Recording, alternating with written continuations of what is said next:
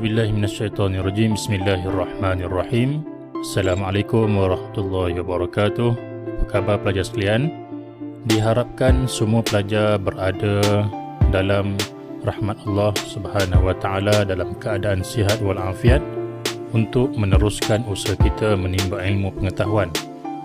Baik, untuk hari ini kita akan teruskan perbincangan kita untuk nota ringkas dan juga perbincangan bahagian penilaian bagi tajuk jenis akad dalam muamalah Islam, tajuk muamalah Islam unit yang kedua. Jadi anak-anak pelajar boleh lihat link di atas untuk perbincangan bahagian latihan untuk unit yang pertama, konsep muamalah Islam. Jadi tanpa membuang masa, kita akan terus melihat sedikit sahaja secara seimbas lalu nota ringkas berkaitan dengan tajuk pada hari ini, jenis akad dalam muamalah Islam unit yang kedua bagi tajuk muamalah Islam.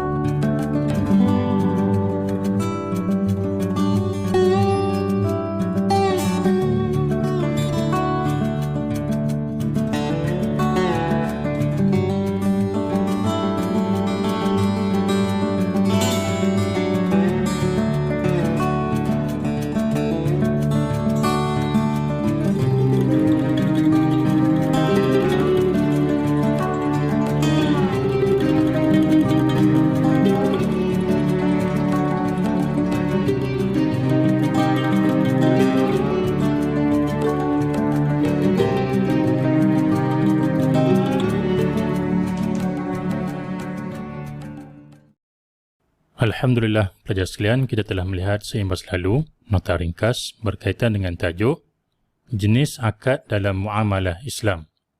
InsyaAllah kita akan teruskan perbincangan bahagian latihan buku teks Pendidikan Islam tingkatan 4, muka surat 142. Jom kita buat latihan. Secara keseluruhannya, bagi tajuk ini unit yang kedua, bagi muamalah Islam ada dua sahaja soalan. Soalan pertama, nyatakan pengertian maksud, dan yang kedua berkaitan dengan soalan kebat. Okey, kita teruskan dengan soalan yang pertama. Soalan pertama, nyatakan pengertian maksud serta contoh. Okey, maksud serta contoh bagi akad yang berikut. Yang pertama, kita lihat jual beli. Okey, jenis jual beli. Pengertian: suatu akad pertukaran barang dengan barang dengan persetujuan penjual dan pembeli. Contohnya, membeli makanan di kantin sekolah dengan menggunakan duit. Okey, selesai jual beli. Seterusnya untuk maksud dan contoh mudharabah. Jenis mudharabah iaitu pelaburan. Pengertian mudharabah, akad yang dilakukan oleh pemodal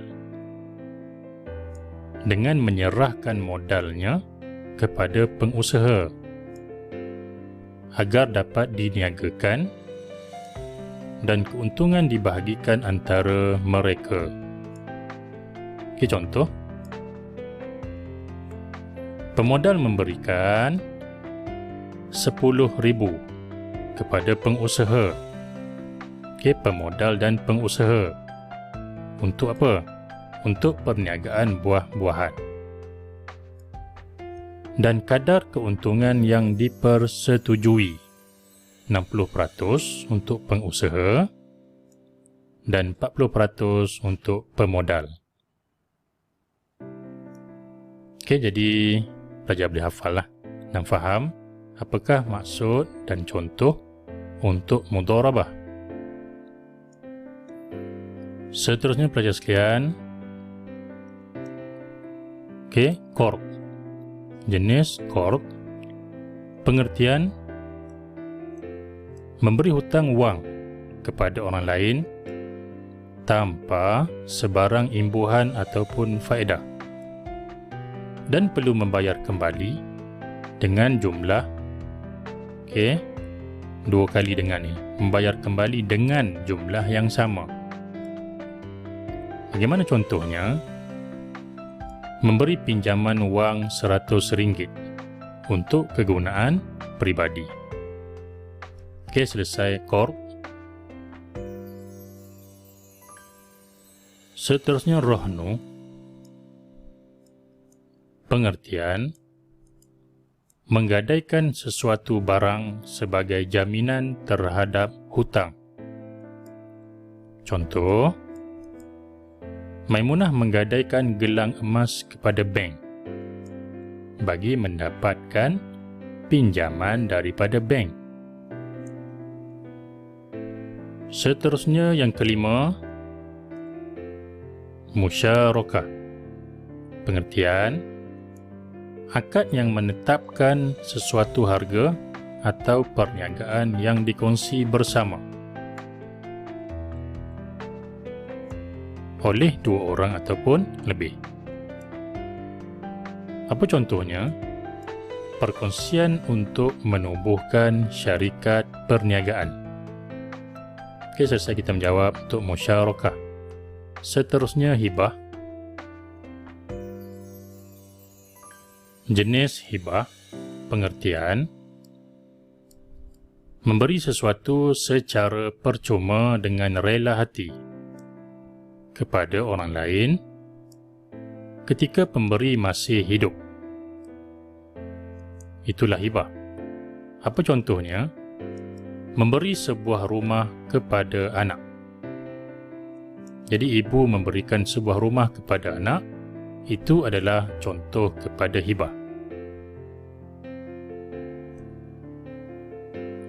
Seterusnya kafalah.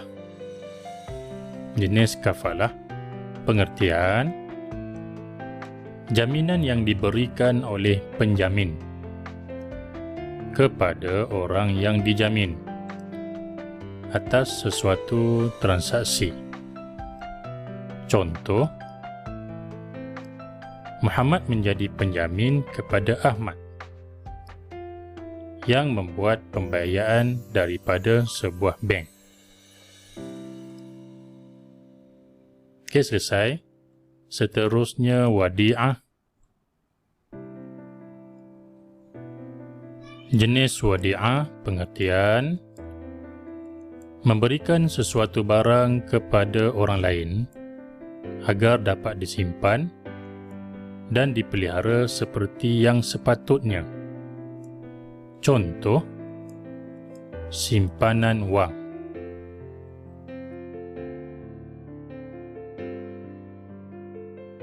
Jenis sewaan. Okay, ini pengertian ya. Akad bagi menyerahkan sesuatu yang bermanfaat, yang boleh memberikan, yang boleh diberikan secara sewa dengan pembayaran tertentu.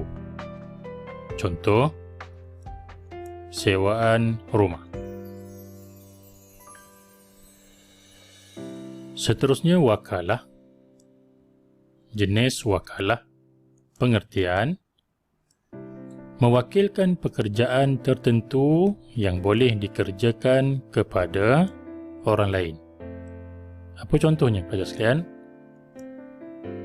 Arsyad mewakilkan Syafiq untuk menjual sebuah rumahnya dan Syafiq akan dibayar imbuhan yang dipersetujui. Okey, selesai wakalah. Yang terakhir, kita lihat pengertian dan contoh untuk wakaf. Jenis wakaf. Pengertian: mewakafkan harta yang dapat diambil manfaatnya serta kekal fizikalnya untuk penggunaan yang baik serta bertujuan mendapat keredaan Allah Subhanahu wa ta'ala. Baik, semua pengertian ini adalah daripada buku teks secara lengkap. Kemudian yang keduanya adalah contoh. Mewakafkan rumah untuk pusat penjagaan anak-anak yatim. Okay, Alhamdulillah, selesai kita menjawab soalan yang pertama. Diharapkan pelajar dapat membezakan kesemuanya daripada jual beli sehinggalah wakaf, apa pengertiannya, apa contohnya. Jadi di sini saya hanya memberikan sekadar penerangan ringkas saja. Pelajar boleh rujuk video-video berkaitan dengan pengajaran yang lengkap untuk penerangan bagi tajuk ini. Jadi video ini hanyalah sekadar pelajar boleh buat sebagai ulang kaji ataupun latihan dalam buku latihan. Jadi membantu sedikit sebanyak pelajar untuk menulis jawapan-jawapan yang diberikan ini berpandukan pada jawapan daripada buku teks. Seterusnya kita pergi pada soalan yang kedua. Jadi soalan kedua, dua saja soalan bagi tajuk ini, stimulus. Jom menabung untuk masa depan anda. Ramalkan, jadi ramalkan apa yang akan berlaku, apa yang akan terjadi sekiranya individu tidak melaksanakan perkara di atas, iaitu jom menabung. Jadi pelajar perlu ramalkan. Jadi isi kita akan ambil daripada ramalan apa yang akan berlaku sekiranya seseorang itu tidak menabung. Kita pun bagi isi huraian lengkap dan kesimpulan. Soalan kebat. Seseorang individu tidak akan ada simpanan kewangan untuk kecemasan. Kita pun memberikan isi. Kerana huraian menggunakan kata hubung kerana tidak mengamalkan tabiat menabung. Kesannya, yakni huraian lengkap, kesannya mereka akan mula berhutang dengan orang lain. Jadi kesan yang tidak baiklah. Huraian lengkap. Oleh itu, kita hendaklah sebagai permulaan kepada kesimpulan kebat, sentiasa merancang dan menguruskan kewangan. Saranannya adalah untuk seorang itu merancang dan menguruskan kewangan. Itulah kesimpulan untuk perkara ini, agar kata hubung kehidupan lebih terjamin sebagai kesimpulan. Okey, selesai. InsyaAllah kita boleh target di sini 4 markah. Jadi setakat itu pelajar yang dirahmati Allah Subhanahu Wa Taala, daripada saya perbincangan untuk bahagian latihan berkaitan dengan tajuk Muamalah Islam unit yang kedua dan juga sedikit nota ringkas di permulaan video ini. Jadi semoga pelajar semua berjaya dalam SPM nanti. Terima kasih kerana terus subscribe Yunar Channel untuk mendapatkan bahan-bahan yang akan datang, dan sebagai tanda sokongan kepada Yunar Channel daripada saya, terima kasih. Semoga berjaya. Assalamualaikum warahmatullahi wabarakatuh.